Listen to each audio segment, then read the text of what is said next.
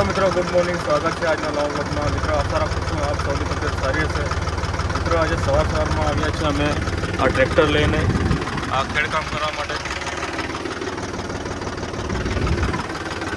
મિત્રો આ જોઈ શકો છો, આ બગલા ખેડૂતના મિત્રો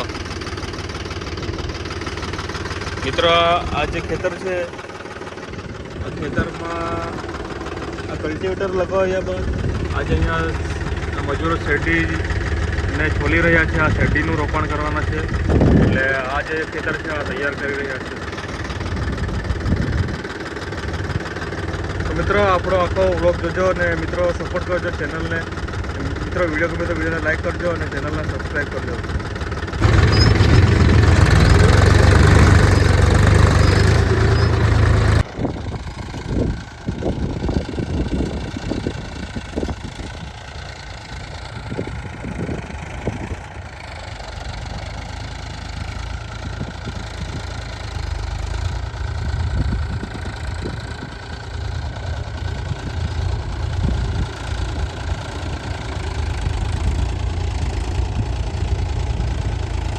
અમે ખેડકામ કરી શકતા આ બધા બગલા છે ટ્રેક્ટરની પાછળ આવે છે।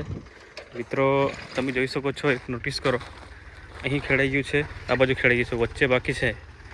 તો બગલાઓને ખબર છે કે વચ્ચે બાકી છે, એટલે એ લોકો અહીંયા ઊભા રહીને વાટ જોઈ રહ્યા છે। ટ્રેક્ટરને અહીંયા મૂક્યું છે, સેલ નથી લાગતો એટલે ટેકરા પર અહીં શેરડી રોપવા માટે તૈયારી ચાલુ છે।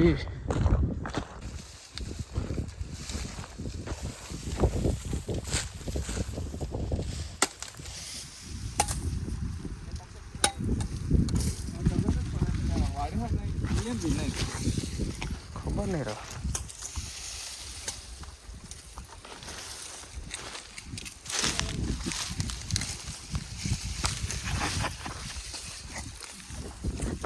मित्रों શેરડી આ રીતે મૂકવામાં આવે છે, ત્યારબાદ આવી રીતે મૂકવામાં આવે, ત્યારબાદ પાવડાથી આવી રીતના પૂરવામાં આવે છે।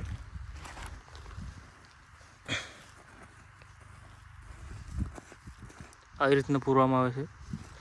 મિત્રો તમને બીજી એ વાત જણાવવા માગું છું કે આ જે શેરડી મૂકી છે અહીંયા છાણિયું ખાતર નાખ્યું છે। પહેલાં છાણિયું ખાતર તે દિવસે તમે કદાચ મારો જૂનો વ્લોગ જોયો હશે, તો એ વ્લોગમાં તમને બતાવેલું છાણિયું ખાતર લઈ આવ્યા હતા અમે, તો છાણિયું ખાતર નાખ્યું છે।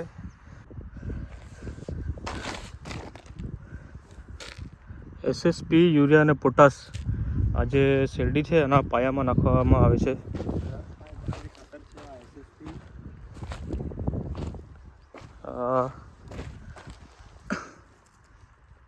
આ છાણિયું ખાતર, આ કૃત્રિમ ખાતર છે, આ યુરિયા છે ને બ્લેક આ એસએસપી છે ને બીજું પોટાશ। આવી રીતના શેરડીમાં શરૂઆતમાં જે પાયામાં આપણે શેરડીને ઉગાડવામાં આવે ત્યારે પાયામાં નાખવામાં આવે છે।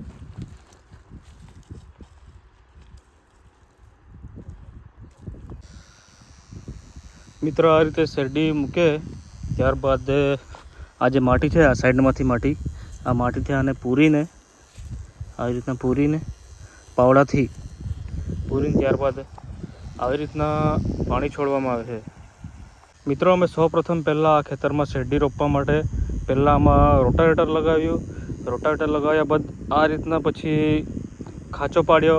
એ ખાંચો પાડવા માટે કલ્ટિવેટરમાં જ સેટિંગ કરીને ખાંચો પાડ્યો। ત્યારબાદ આમાં છાણિયું ખાતર નાખ્યું સેન્ટરમાં, પછી ત્યારબાદ એસએસપી ખાતર અને પોટાશ અને યુરિયા 3 ખાતર મિક્સ કરીને નાખ્યા। ત્યારબાદ આવી રીતના શેરડી મૂક્યા બાદ આ શેરડીને છે તો આવી રીતના પાવડાથી બંને બાજુથી માટી લઈને ઢાંક્યા બાદ પછી આવી રીતના પાણી છોડ્યું છે। આ જોઈ શકો છો તમે, આ થોડીક શેરડી અહીંયા દેખાઈ રહી છે। આવી રીતના આટલા ભાગમાં શેરડી મૂકી દીધી છે ને આ ભાગમાં મૂકવાનું ચાલુ છે। આ રીતની પ્રોસેસ છે મિત્રો। અને જે નિંદામણ નાશક, જે કચરો મારવાની જે દવા છે એ આવતીકાલે નાખશું।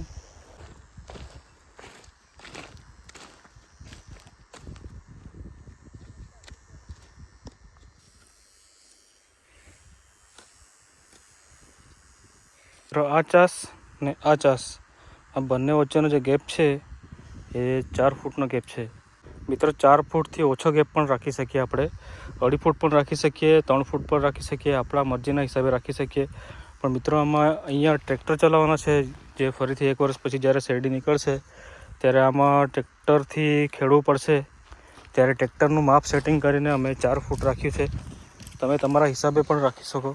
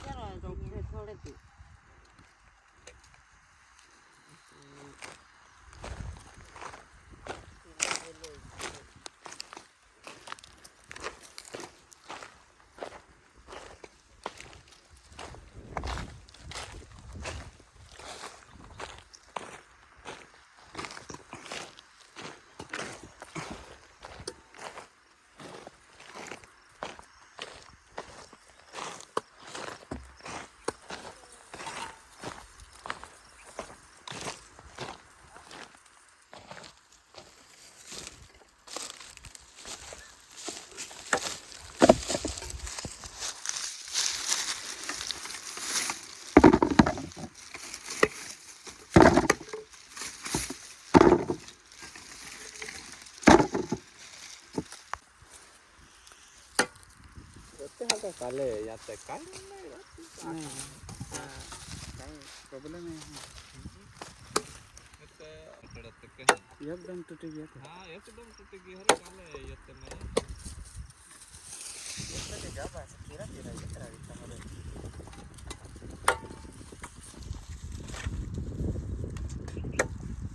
મિત્રો આ રીતે ટોપલામાં શેરડી લઈને આવતો છું.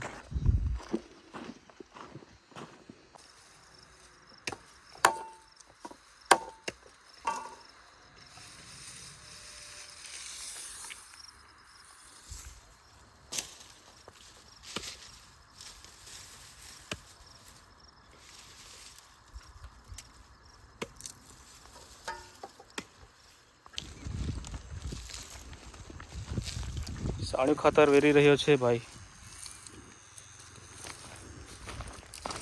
ને આ બગલા અમારા છે. જેમ કારા બીજા શેરડી છેલ્લે સુધી નાખી દીધી છે. અને અહીંયા ખૂણામાં જરાક બાકી રહી ગઈ છે. અહીંયા જે શેરડીનું જે કચરું નીકળ્યું છે એ કચરું હટાવીશું. ત્યારબાદ પાવડાથી સીધું કરીને પછી અહીંયા શેરડી નખાશે. આ બાજુ પેલી સાઈડ જે બગલા ફરી રહ્યા છે ત્યાં આગળ પાણી છોડેલું છે. ને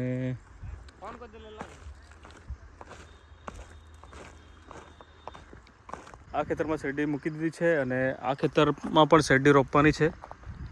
એટલે આ ખેતરમાં પણ તૈયાર કરવું પડશે. આ રીતના ખાંચાવાળા જે પાળિયા છે આવા બનાવવા પડશે. આ નાના છે આને મોટા કરવા પડશે. આ મોટા છે આવી આવા. ને હવે અત્યારે અહીંયા થોડુંક બાકી છે, ખેડકામ કરવાનું થોડુંક બાકી છે. ખેડીને ત્યારબાદ આવા મોટા પાળિયા બનાવવાના છે. તો અત્યારે હું જાઉં છું ખેડવા માટે. મિત્રો તમે કદાચ ગઈકાલનો વ્લોગ જોયો હશે તો વ્લોગમાં આપણે જેસીબીથી આ ઝાડવા બધા કાઢ્યા હતા. આ બધા ખેતરમાં જ છે અને સાઈડમાં હટાવવા પડશે. આને કાપીને બળતણમાં વાપરવાના છે એટલે આને સાઈડમાં હટાવવા પડશે. તે ત્યાં આગળ આ મૂકેલા છે ઝાડવા, ત્યાં બધાને ખેંચીને ટ્રેક્ટરથી ખેંચીને ત્યાં લઈ જવાના છે. અત્યારે આ ખેડકામ કરવાના છે. મિત્રો સવારે તમને કીધું હતું કે જરાક ખેડકામ કરવાનું બાકી છે, તો મિત્રો એ ખેડકામ ફરીથી ચાલુ કરવાના છે. આ જોઈ શકો છો, આ સામે આ જે દેખાય છે અહીંયા ખેડકામ કરવાનું બાકી છે અને થોડુંક સાઈડમાં બાકી છે. અને આ બગલાનું તમને મેં સવારે કીધું હતું કે બગલાને ખબર છે કે અહીંયા ખેડકામ કરવાનું બાકી છે. એ લોકો રાહ જોઈ રહ્યા છે. અત્યારે સાંજના 5:30 વાગ્યા છે, ત્યાં સુધી એ લોકો રાહ જોઈને બેઠા છે કે આ ખેડકામ કરશે. એ લોકોને ખબર છે કારણ કે ટ્રેક્ટર અહીંયા જ મૂકેલું હતું. તો મિત્રો આ ખેડકામ કરવાનું બાકી છે અને ફરીથી આ આડું એક ચાસ કરવો પડશે. એટલે આમ સીધું તો ખેડેલું જ છે પણ આડું ફરીથી ખેડવું પડશે.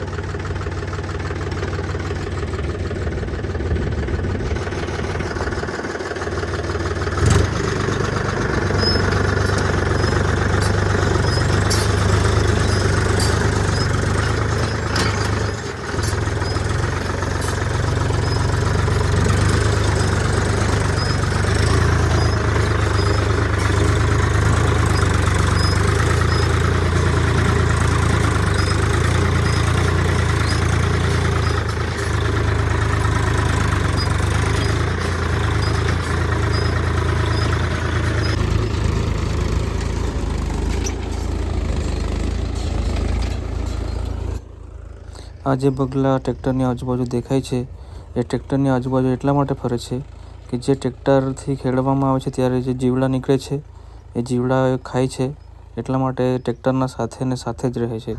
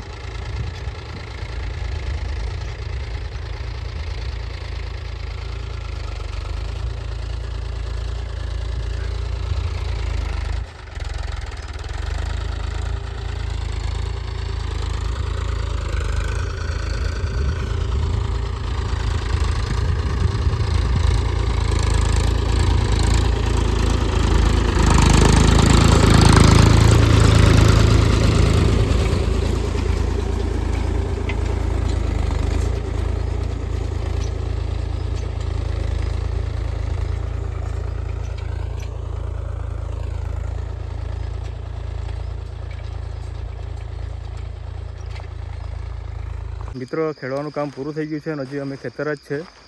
મિત્રો જે ચાસ કાઢવાના છે એ તો બાકી જ છે, એ આવતીકાલે કાઢીશું. ને અત્યારે થઈ ગયું છે અંધારું, વાગ્યા છે 7. જે એગ્રીકલ્ચરનો જે પાવર છે એ 8 વાગે જશે, ત્યાં સુધી જરાક પાણી વાળવાનું ચાલુ છે. આજે શેરડીનું રોપણ કરેલું છે, ત્યાં આગળ પાણી ચાલુ જ છે, એટલે 8 વાગ્યા સુધી ચાલુ રહેશે.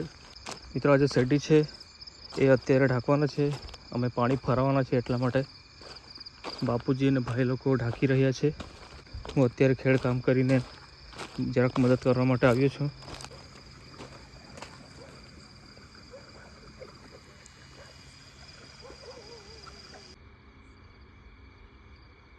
મિત્રો શેરડીને પવડાથી પૂરતા ખૂબ જ ટાઈમ થઈ ગયો. આ જોઈ શકો છો 9:47 થઈ છે.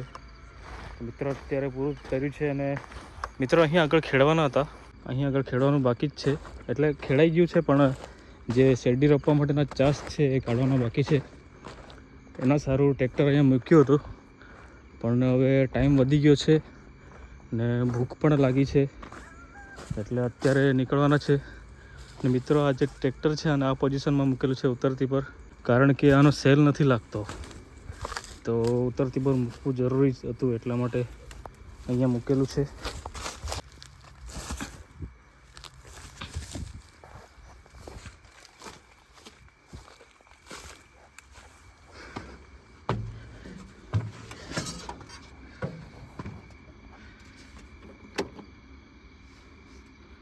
ડિસ્પ્લે પર લાઇટ બી બતાવે છે, પણ સેલ નથી લાગતો.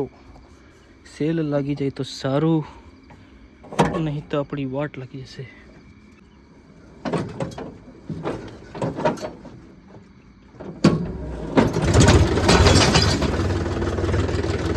મિત્રો ફાઇનલી સેલ લાગી ગયો. મિત્રો અત્યારે જવાનું છું ઘરે.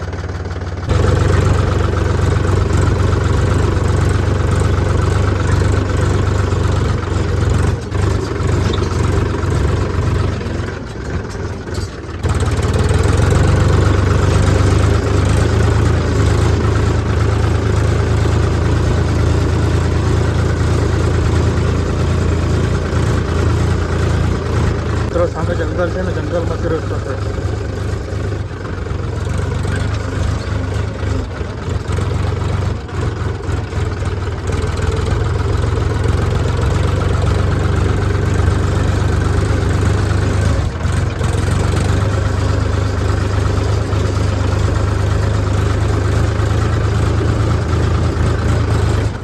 તો મિત્રો હું જાઉં છું ઘરે, અને આજના બ્લોગમાં બસ આટલું જ.